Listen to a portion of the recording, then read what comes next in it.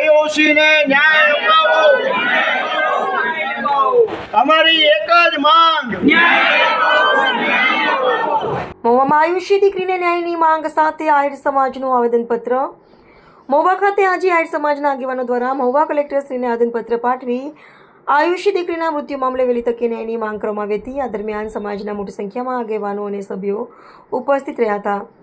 કાર્યક્રમ દરમિયાન આયુષી દીકરીને ન્યાય આપવાના નારા સાથે જવાબદારો સામે કડક કાર્યવાહી કરવાની માંગ ઉઠી હતી।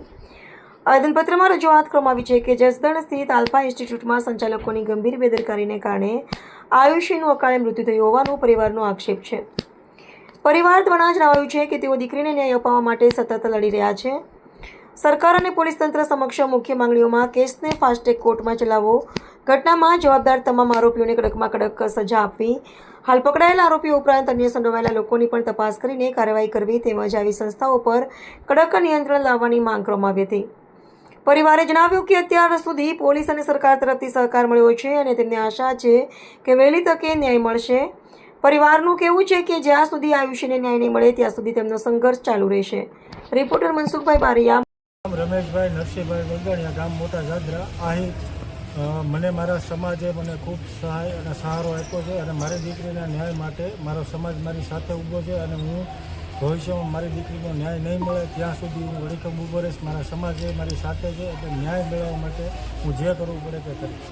મગનભાઈ હડિયા છે। હડિયા પરિવાર અને રાધાકૃષ્ણ મંદિર ટ્રસ્ટના ટ્રસ્ટી તરીકે સમગ્ર આહિર સમાજ આવેદનપત્ર આપવા આવ્યું છે। દીકરી આયુષ્ય નામની દીકરીને જસદણ મુકામે આલ્ફા ઇન્સ્ટિટ્યૂટમાં એનું ઘટિત મૃત્યુ થયું છે અને બેદરકારીના સંસ્થાના સંચાલકો દ્વારા બેદરકારીને કારણે આ દીકરીનું મૃત્યુ થયું છે। દીકરીનું મૃત્યુ થયા પછી વાલીઓને જાણ કરવામાં આવી છે અને એ દીકરીને ન્યાય માટે અમે લડી રહ્યા છીએ અને અમને સરકાર તરફથી, પોલીસ તરફથી, રાજકોટમાં અમને ખૂબ મદદ મળી છે અને સરકાર પણ અમારી પડખે ઊભી છે।